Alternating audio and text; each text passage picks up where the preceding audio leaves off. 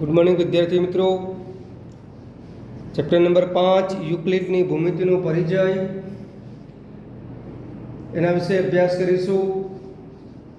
તો વિદ્યાર્થી મિત્રો, અહીંયા તમે જાણો છો કે પદાર્થ હોય, ભૌમિતિક પદાર્થો છે, ઘન, સપાટી, પછી રેખા, આ બધા બિંદુ, આ બધા નામથી તમે પરિચિત છો। એમને કેટલા પરિમાણો હોય છે? વિદ્યાર્થી મિત્રો, ભૌમિતિક પદાર્થ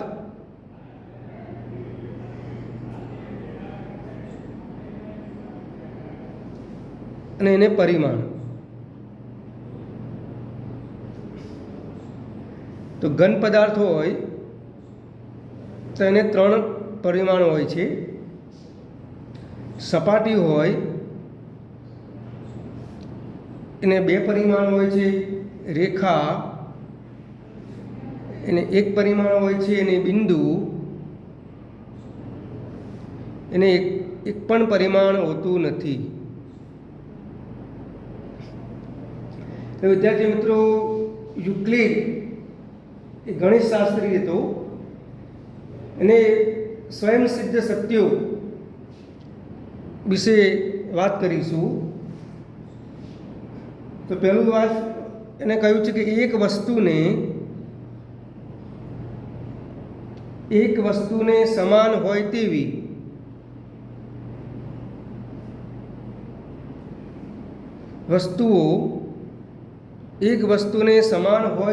વસ્તુઓ એકબીજાને સમાન થાય।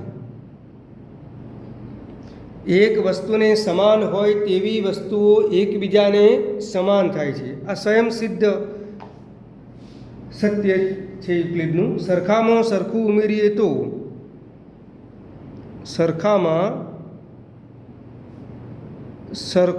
ઉમેરીએ તો સરવાળા સરખા રહે।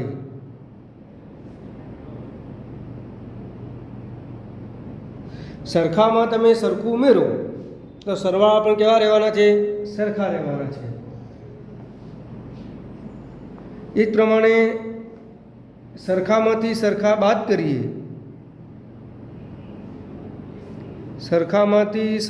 બાદ કરીએ તો બાદબાકી એટલે કે શેષફળ સરખી રહે।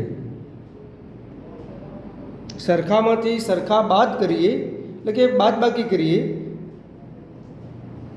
તો એ શેષફળ પણ કેવી રહેવાની છે? સરખી રહે છે। એના પછી છે એકબીજા ઉપર બંધ બેસતી આવતી વસ્તુઓ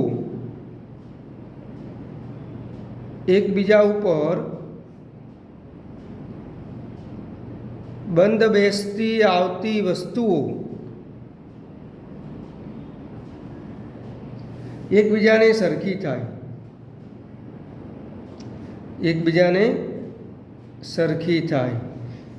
એકબીજા ઉપર બંધ બેસતી આવતી વસ્તુઓ એકબીજાને કેવી થશે? સરખી થશે। આખું તેના ભાગ કરતાં મોટું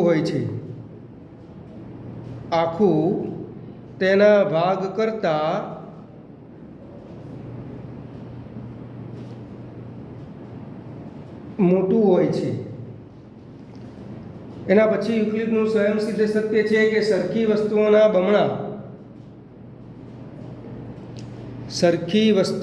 બમણા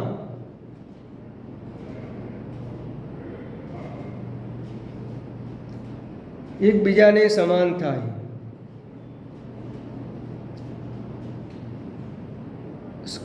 સરખી વસ્તુઓ એના બમણા કરીએ તો એકબીજાને કેવા થશે? સમાન થશે। અને સરખી વસ્તુઓના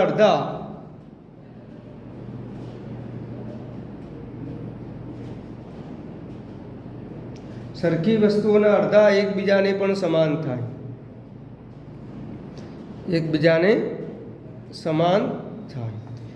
તો આ યુક્લિડના સ્વયંસિદ્ધ સત્યો હતા। એક વસ્તુને સમાન હોય તેવી વસ્તુઓ એકબીજાને સમાન થાય। સરખામાં સરખું ઉમેરીએ તો સરવાળા સરખા રહે। સરખામાંથી સરખા બાદ કરીએ તો બાદબાકી સરખી રહે। એકબીજા ઉપર બંધ બેસતી આવતી વસ્તુઓ એકબીજાને સરખી થાય। આખું તેના ભાગ કરતાં હંમેશા મોટું હોય, સરખી વસ્તુઓના બમણા એકબીજાને સમાન થાય અને સરખી વસ્તુઓના અડધા એકબીજાને પણ સમાન થાય છે. વિદ્યાર્થી મિત્રો, એના પછી યુક્લિડે પૂર્વધારણાઓ આપેલી છે. યુક્લિડની પૂર્વધારણાઓ આ ખાસ યાદ રાખવાની છે તમારે. યુક્લિડની પૂર્વધારણાઓ એમાં પહેલા નંબરની પૂર્વધારણા છે, એક બિંદુમાંથી બીજા બિંદુમાં એક બિંદુમાંથી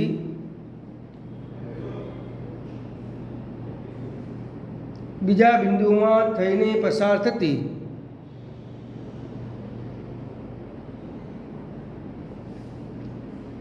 એક સીધી રેખા દોરી શકાય.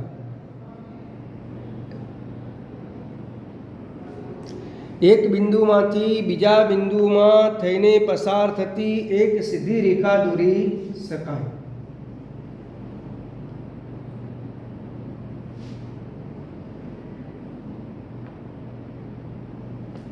એટલે આપેલા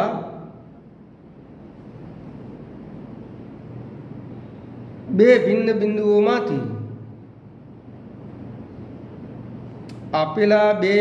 બિંદુઓમાંથી પસાર થતી અનન્ય રેખા હોય છે. એટલે કે બે ભિન્ન બિંદુઓમાંથી અનન્ય રેખા દોરી શકાય. અનન્યનો અર્થ થાય એક અને માત્ર એક જ. તો પહેલી પૂર્વધારણા છે, એક બિંદુમાંથી બીજા બિંદુમાં થઈને પસાર થતી એક સીધી રેખા દોરી શકાય. એટલે કે આપેલા બે ભિન્ન બિંદુઓમાંથી પસાર થતી એક અને માત્ર એક રેખા હોય છે. બીજા નંબરની પૂર્વધારણા છે, શાંત રેખાને અનંત સુધી લંબાવી શકાય છે. શાંત રેખાને અનંત સુધી લંબાવી શકાય છે.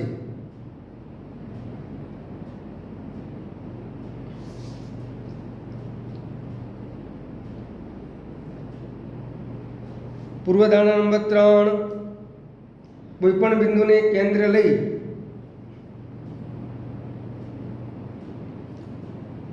કોઈપણ બિંદુને કેન્દ્ર તરીકે લઈ તથા કોઈપણ લંબાઈની ત્રિજ્યા લઈ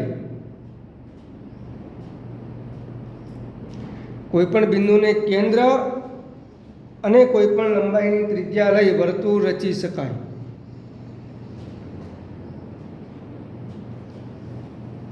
ત્રીજા નંબરની પૂર્વધારણા છે, કોઈપણ બિંદુને કેન્દ્ર લઈ અને કોઈપણ લંબાઈની ત્રિજ્યા લઈ વર્તુળ રચી શકાય. ચોથા નંબરની પૂર્વધારણા છે, બધા જ કાટખૂણા એકબીજા સાથે સરખા થાય. બધા જ કાટખૂણા એકબીજા સાથે સરખા થાય.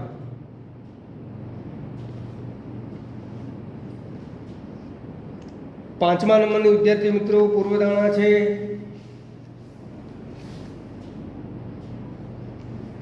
જો બે રેખાઓને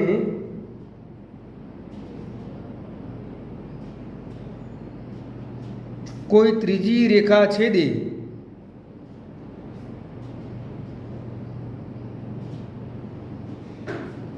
અને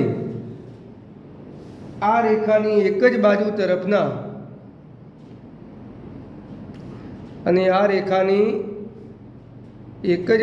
તરફના બે અંતકોણોનો સરવાળો બે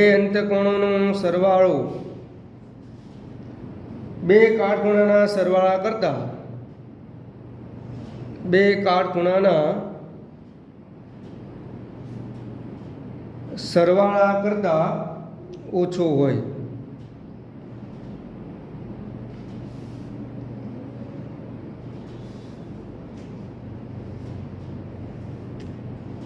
એના પછી મિત્રો છે, બે પરસ્પર છેદતી બે પરસ્પર છેદતી રેખાઓમાંની બંને એક સાથે આપેલ રેખાને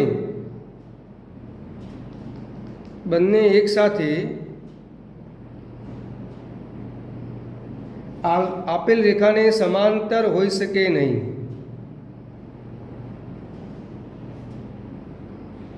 એટલે કે બે છેદતી રેખાઓ ક્યારેય સમાંતર થાય નહીં.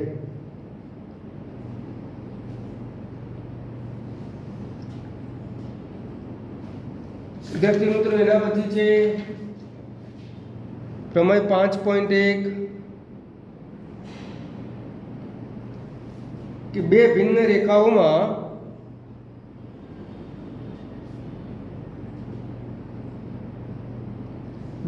રેખાઓમાં એકથી વધુ સામાન્ય બિંદુ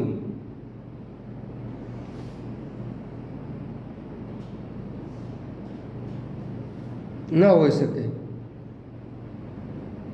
બે ભિન્ન રેખાઓમાં એકથી વધુ સામાન્ય બિંદુ હોઈ શકે નહીં.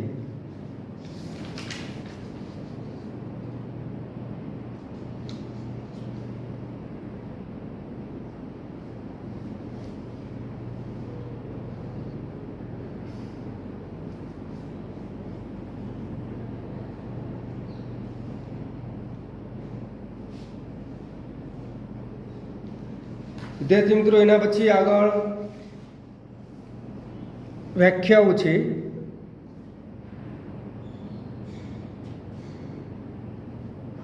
એ ખાસ યાદ રાખવાની છે વ્યાખ્યાઓ. પહેલી વ્યાખ્યા છે સમાંતર રેખાઓ. સમાંતર રેખાઓ કોને કહેવાય?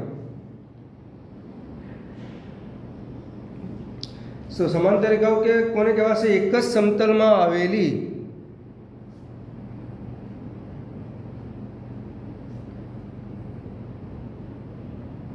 બે રેખાઓ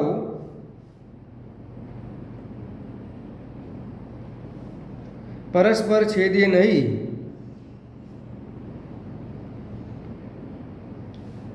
તો તેમને સમાંતર રેખાઓ કહેવાય.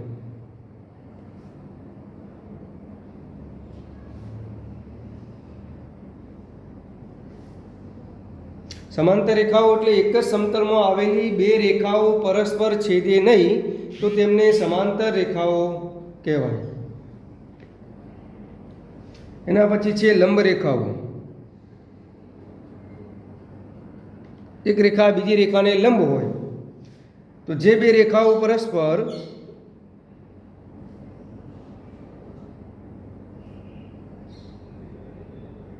કાટખૂણે છેદે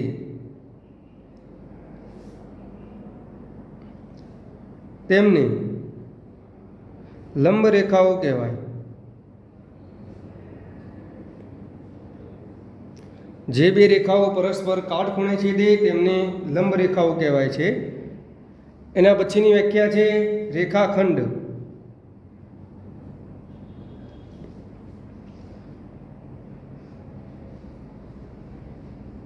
તો રેખાખંડના એવા ભાગને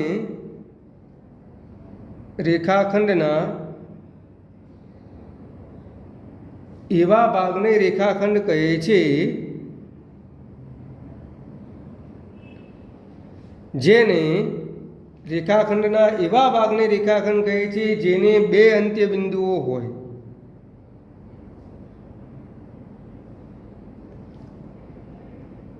અંત્ય બિંદુઓ એટલે છેડા ઉપરના બિંદુઓ.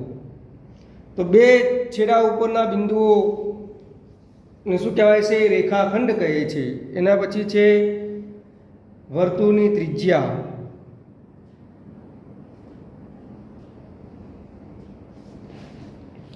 તો વિદ્યાર્થી મિત્રો, વર્તુળની ત્રિજ્યા કોને કહેવાય? તો વર્તુળના કેન્દ્ર અને પરિઘ, વર્તુળના કેન્દ્ર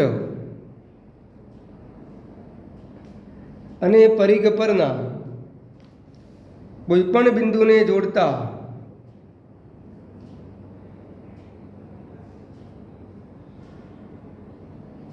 રેખાખંડને વર્તુળની ત્રિજ્યા કહે છે.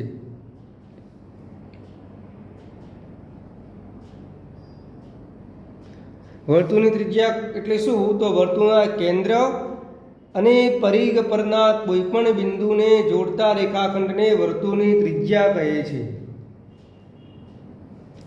અહીં એક ખાસ નોંધ છે. નોંધ તરીકે તે વર્તુળની ત્રિજ્યાના માપને પણ વર્તુળની ત્રિજ્યાના માપને પણ વર્તુળની ત્રિજ્યા કહે છે.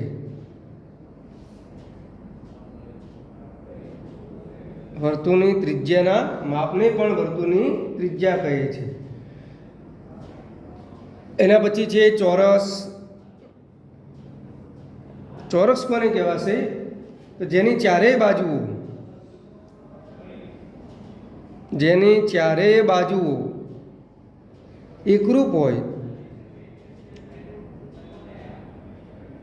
એકરૂપ એટલે સમાન, તથા ચારેય ખૂણા એકરૂપ હોય. તથા ચારેય ખૂણાઓ કેવા હોય? એકરૂપ હોય. તેવા ચતુષ્કોણને ચોરસ કહે છે, અથવા ચોરસ કહેવાય. કે જેની ચારેય બાજુ એકરૂપ અને ચારેય ખૂણા પણ એકરૂપ હોય તેવા ચતુષ્કોણને ચોરસ કહે છે. એના પછી જે વિદ્યાર્થી મિત્રો કાટખૂણો.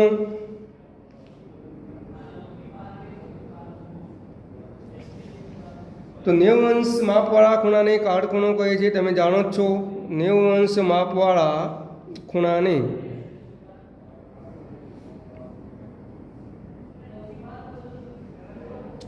કાટખૂણો કહે છે. એના પછી છે પરિઘ. પરિઘ કોને કહેવાય? તો વર્તુળની પરિમિતિને પરિઘ કહે છે. વર્તુળની પરિમિતિની પરિઘ કહે છે. ચતુષ્કોણ કોને કહેવાય છે? તો એક જ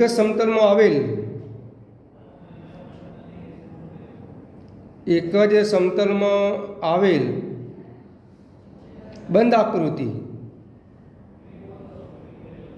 આ ખાસ શબ્દ છે, બંધ આકૃતિ, ખુલ્લી નહીં. બંધ આકૃતિ કે જેને ચાર બાજુ અને ચાર ખૂણા, ચાર બાજુ અને ચાર ખૂણા હોય તેને ચતુષ્કોણ કહે છે.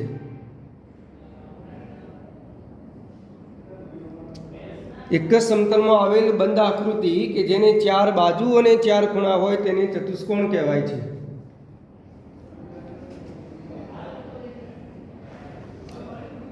વર્તુળનું કેન્દ્ર કોને કહેવાય? વર્તુળનું કેન્દ્ર તો વર્તુળના સમતલમાં આવેલું બિંદુ. વર્તુળના સમતલમાં આવેલું બિંદુ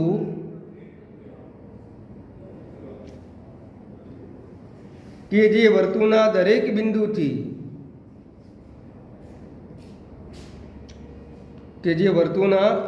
બિંદુથી સમાન અંતરે હોય. સમાન એટલે સરખા અંતરે હોય તેને વર્તુળનું કેન્દ્ર કહે છે.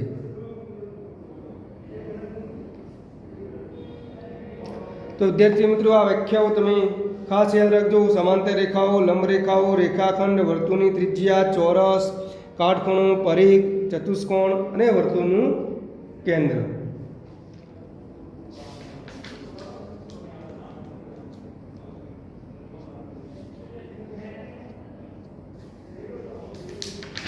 એના પછી વિદ્યાર્થી મિત્રો આગળ જોઈએ.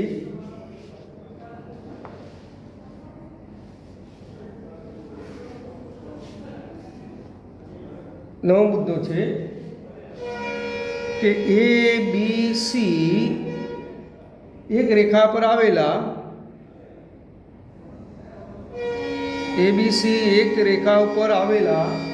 ત્રણ બિંદુઓ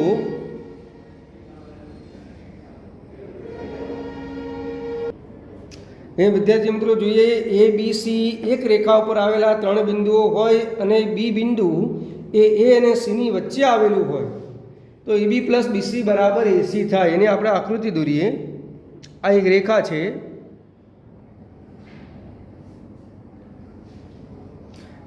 શું કહે છે? ABC એક જ રેખા ઉપર આવેલા 3 બિંદુઓ હોય અને B બિંદુ એ અને સીની વચ્ચે છે. એટલે આ બિંદુ A છે, આ બિંદુ B છે, આ બિંદુ C છે. એટલે એનો અર્થ શું થયો કે આ B બિંદુ એ અને સીના વચ્ચે આવેલું છે. તો વિદ્યાર્થી મિત્રો અહીંયા જુઓ,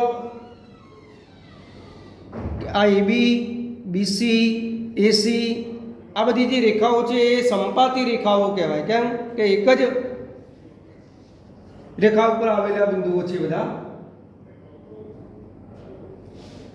તો વસ્તુઓ અહીંયા જે આપણે યુક્લિડનું જે સ્વયંસિદ્ધ સત્ય હતું ચોથા નંબરનું, કે વસ્તુઓ જો પરસ્પર બંધ બેસતી હોય તો તે એકબીજાની બરાબર હોય છે. વસ્તુઓ જો પરસ્પર બંધ બેસતી હોય તો તે એકબીજાની બરાબર હોય છે. માટે AB પ્લસ BC બરાબર AC લખી શકાય.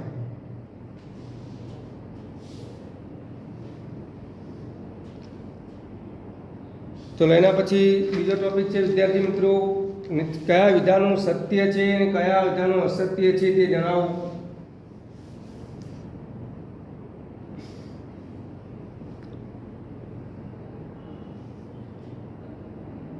વિધાનો સત્ય છે કે અસત્ય તે જણાવો.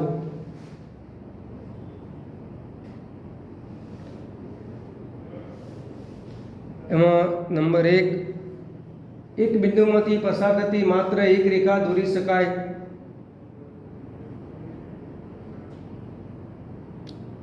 એક બિંદુમાંથી પસાર થતી માત્ર એક રેખા દોરી શકાય.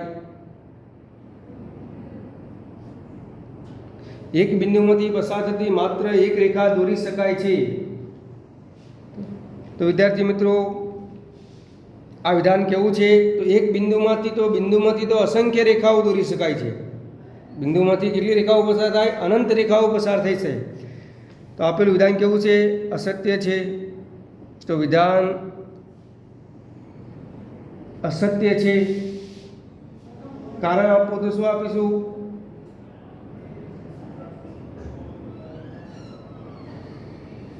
કારણ કે એક બિંદુમાંથી પસાર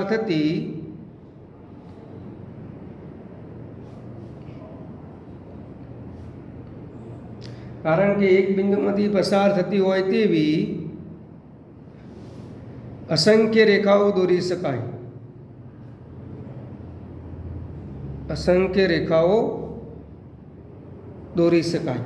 વિદ્યાર્થી મિત્રો, આ બિંદુ છે એ આમાંથી પસાર થતી રેખાઓ અસંખ્ય દોરી શકાય. આ રીતે એની રેખાઓ કેટલી દોરી શકાય? અસંખ્ય. તમે ધારો એટલી રેખાઓ દોરી શકાય. એટલે એક બિંદુમાંથી પસાર થતી એક રેખા દોરી શકાય નહીં. કેટલી રેખાઓ દોરી શકાશે? અસંખ્ય. બીજા નંબરનો છે, બે ભિન્ન બિંદુઓમાંથી પસાર થતી અસંખ્ય રેખાઓ હોય છે. બે ભિન્ન બિંદુઓમાંથી પસાર થતી અસંખ્ય રેખાઓ હોય છે.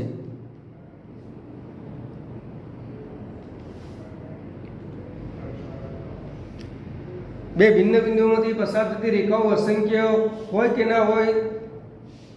તો પૂર્વધારણા નંબર 1 નો આપણે ઉપયોગ કરીએ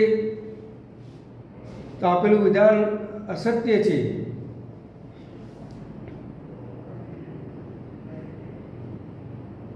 આપેલું વિધાન અસત્ય છે કારણ કે આપણે પૂર્વધારણાનો ઉપયોગ કરેલો જ છે. આગળ લખેલું છે કે બે ભિન્ન બિંદુઓથી માત્ર એક જ રેખા દોરી શકાય. બે ભિન્ન બિંદુઓમાંથી પસાર થતી અનન્ય રેખા મળે. કારણ કે બે ભિન્ન બિંદુઓમાંથી પસાર થતી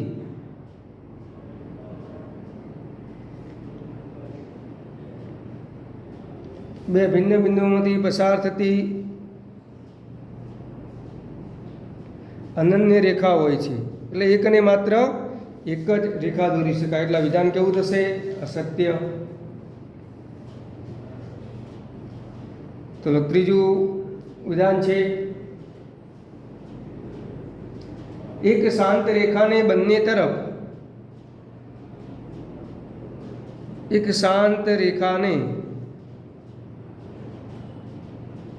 તરફ અનિશ્ચિત રીતે લંબાવી શકાય.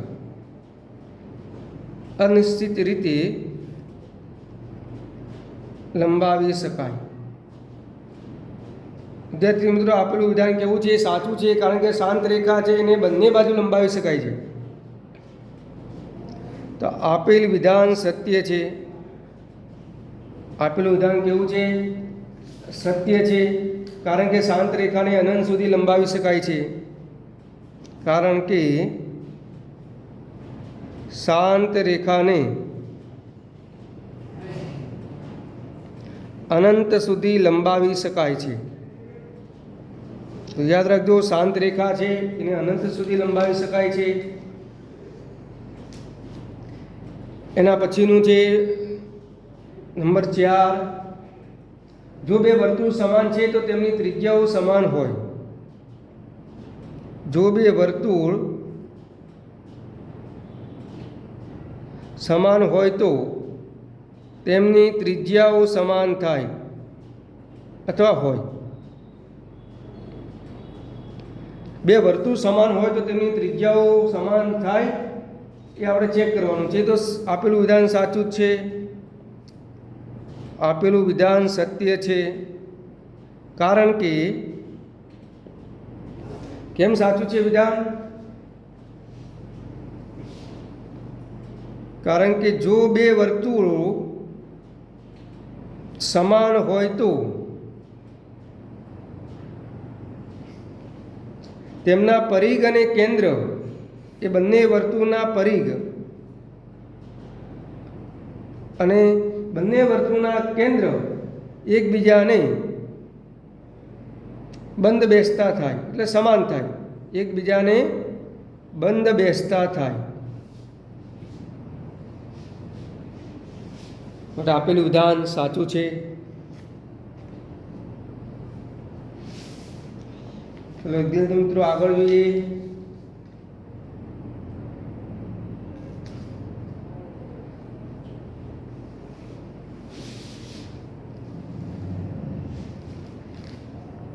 એક્ઝામ્પલ છે કે જો એસી બરાબર બીસી થાય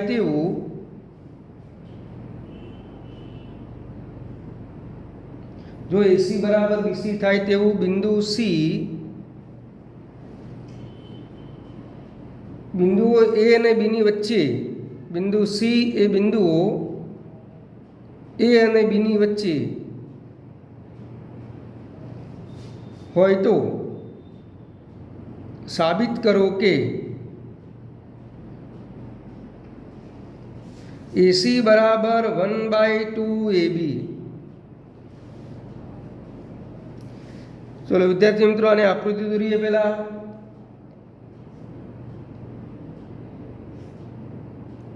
આ રેખાખંડ AB છે.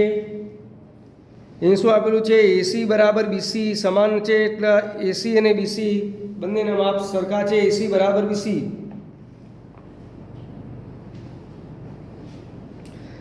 ચલો આનો જવાબ જોઈએ. આપણને આપેલું છે એસી બરાબર બીસી. હવે વિદ્યાર્થી મિત્રો, બંને બાજુ તમે જાણો છો સ્વયં સત્ય છે કે બંને બાજુ સરખું ઉમેરતા પરિણામ પર કેવું મળે? સરખું જ મળે છે. તો અહીંયા બંને બાજુ એસી ઉમેરું છું હું. તો એસી પ્લસ એસી બરાબર બીસી પ્લસ એસી.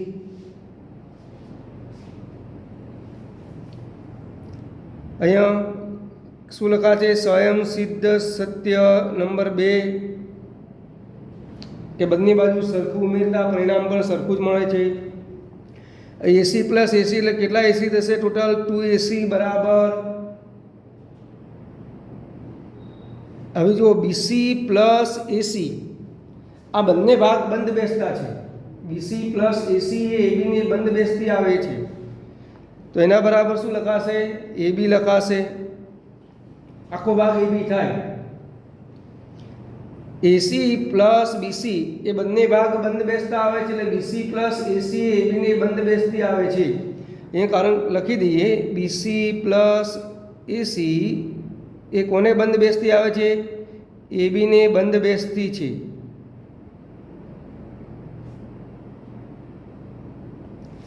એટલે બીસી પ્લસ એસી બરાબર એ બી લખાશે. હવે આગળનું સંયોગ સિદ્ધ બંનેના અડધા કરીએ તો પણ ભાગ કેવા થશે?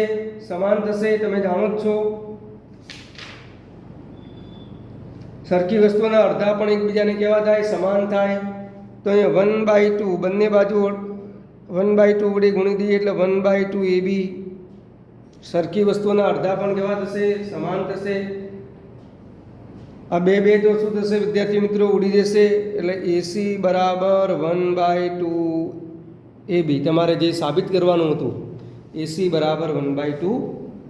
ફરીથી એસી બરાબર બીસી તો આપેલું જ છે. બંને બાજુ સરખા ઉમેરતા પરિણામ પણ કેવું મળે? સરખું મળે. એટલે બંને બાજુ એસી ઉમેર્યા. એસી પ્લસ એસી એટલે ટોટલ કેટલા થશે? 2AC. આ બાજુ જુઓ વિદ્યાર્થી મિત્રો, બીસી પ્લસ એસી, તો એસી અને બીસી આ બંને ભાગ એ કોને બંધ બેસતી આવે છે? એ બીને બંધ બેસતી આવે છે. એટલે બીસી પ્લસ એસી બરાબર એ બી લખાય. હવે બંને બાજુ સરખા ભાગમાં અડધા અડધા કરીએ બંને બાજુ, એટલે 1/2 બંને બાજુ ગુણ્યા કહેવાય. એટલે 1/2 ગુણીએ એટલે બે બે ઉડી જાય, એટલે એસી બરાબર 1/2 એ બી મળશે.